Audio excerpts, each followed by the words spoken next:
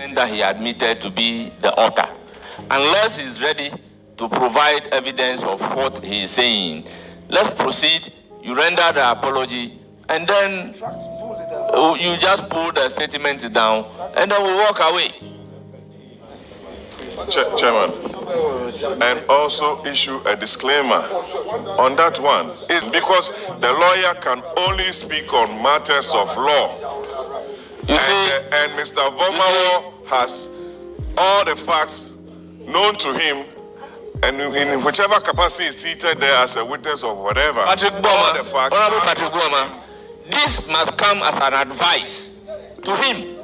After he has rendered the apology, then we advise him that once you said you are not the author of this particular statement, we expect you to really issue a disclaimer. And your disclaimer will even help the committee to take the person on. No, but we are glad to do it.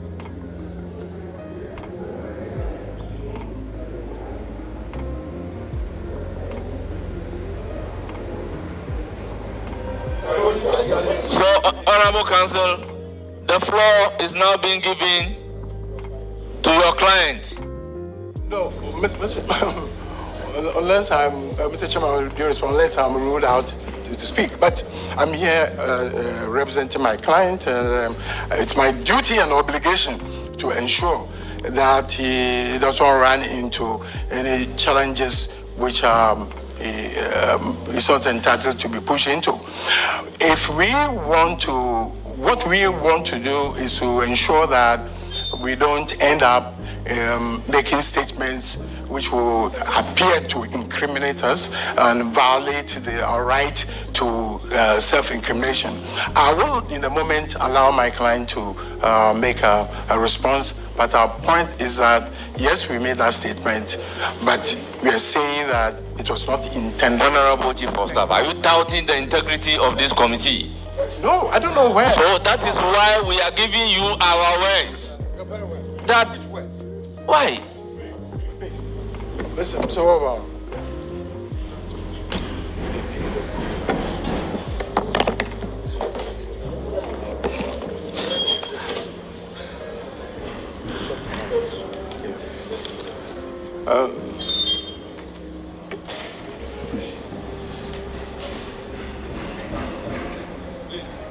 you have the floor. Honorable Chairman and members of the Appointments Committee, I am grateful for the opportunity to appear before you to address concerns regarding recent posts on social media and subsequent misreporting or other ones that have been generated which has caused apprehension within the distinguished House.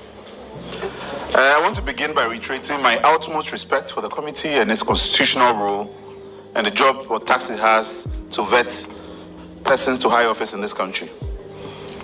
Yesterday, I watched the proceedings and was eagerly looking forward to the vetting of Dr. Mani Buama, a man of enormous integrity and respect. I want to extend my apologies to him that his vetting process became the subject of, in some respects, overshadowed by conversations about an alleged post. I'm grateful that the committee in its wisdom has invited me and, in fact, also allowed the vetting to continue, which allowed Dr. Mani Buama to show his grit and integrity. Mr. Chairman, yesterday, the second Deputy Minority Whip and Member of Parliament for Weja, Bawi, the Honorable Jerry Ahmed Shaib, read a statement which is being referred to as the second statement, which was repeatedly attributed to me. As has been said categorically, those statements were not mine. At no point did I accuse the chair of this committee or members of the NDC for having asked for or to be given money or to submit themselves to oral. It is in fact on record that I've praised the chair of this committee for his leadership of the committee during the ministerial vettings. And these were my comments, sir. May God grant us all the serenity and maturity of Honorable Ahiyafo Bernard, for in the face of grave immaturity and tantrums, he retains the dignity, his dignity. To those of you who say he's weak for refusing to engage, I think that he has shown that strength is not loud, it is patient and deliberate. Mr. Chairman, I categorically disassociate myself from the comments attributed to me and even from subsequent remarks that have been made by others that I was accusing certain members of this committee for corruption. The misinformation, as I said, was appeared on a Facebook post under one NPP Projects Bureau. In fact, there's evidence that 4 days ago when the post appeared, I commented on it as being fake. The same post found its way into platforms of various lawyers, and repeatedly I disassociated myself from those comments and said that they were fake. We're happy to provide the committee with evidence of same. Unfortunately, I must also address the claim that it is a notorious fact that he's a member of the NDC. In fact, I must say that the victory of the NDC, now everybody says they are NDC members. But this is completely untrue. I have not been a member of the NDC in the past, and it is my hope that my ideology, which has always been stated, I've always voted consistently for the CPP, and I will continue to do so. Mr. Chair, I want to, in fact, provide context and clarity to the post that have caused consternation before the committee. In fact, when I was making the post, I was referring in many respects, yes, to information that I had, and also in particular to these types of allegations that come up often and that plague this committee and its honorable duty before it. The intent of the post was to invite persons who were reaching out to me in my inbox because of the work I do, that there ought to be a process by which they submit themselves to.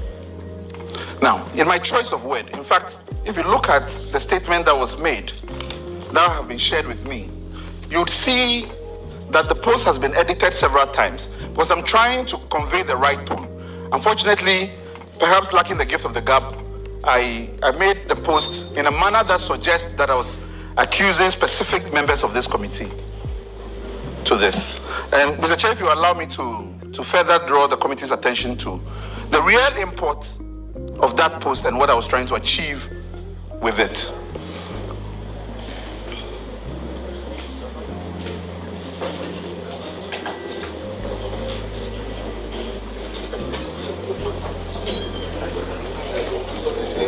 Please, there is no need reading the statement. We all have copies, so just proceed.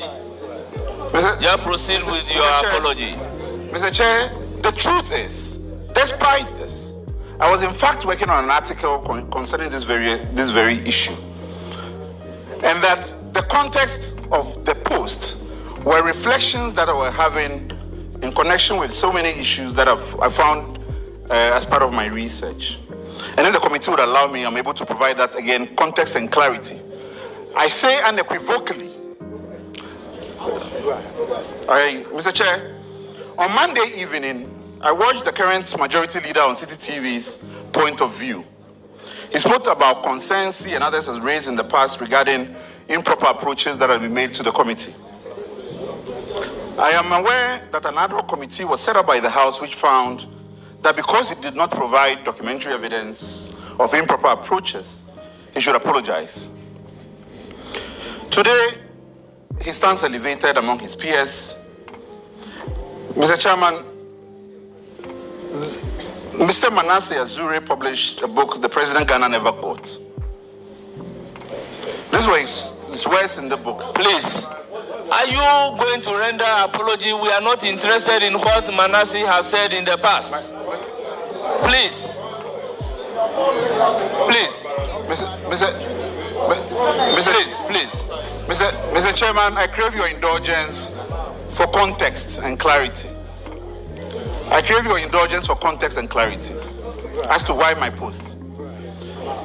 In the book, Mr. Manasseh said, Muntaka never mentioned that the only cash that came to the Appointments Mr. Oviver Barker Vormawor, are you going to do justification or you want to render an apology and we close this meeting? Mr. Chair, I have no intention to lecture the committee. If the committee resolves that the context of the post is irrelevant to the commission, the question here, I'm happy to proceed as the committee has directed. Now, proceed as the committee has directed. Mr. Chair, I am saying here clearly that my post was not intended to disparage members of the committee, and I have not intended to say that members of this committee have received or demanded bribes from various individuals. At no point was my statement intended to communicate same. And for those reasons, I apologize. Mr. Chair, the reason why I have left the post on and not deleted it, in fact, I did contemplate it, was because I saw that the words had been twisted and that it became imperative on me that I maintain the post in its original form. That if I was questioned on it, reference can be made to be able to verify it. This is the reason why it wasn't deleted. So now that it's been resolved, will you want to pull it down? Mr. Chair, I am happy to. As the conversation has as indicated, and the clarity has been brought to it, I'm happy to. Sure, you are hereby advised to also do a disclaimer of what you claim you are not responsible. Then we can pick it up from there. Most grateful. I reiterate again categorically, and for all intents and purposes, as I have done 4 days ago and continue to do, that I have at no point uttered those words. All I know about the statement that appeared on an NPP Projects Bureau Facebook account. That's it. I don't know the source of it. Thank you very much. You may now proceed to let us have copies of your disclaimer at the various platforms. Most grateful, my chair. I'm happy to provide same. Thank you very much. All members, the apology.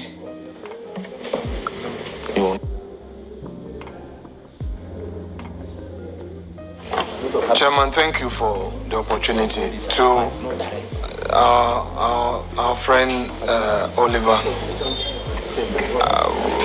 for me, I think what you've done, if you follow it through, it will help all of us, including you. So please proceed as you have said to do the needful. That's all about it. Thank you, Chairman.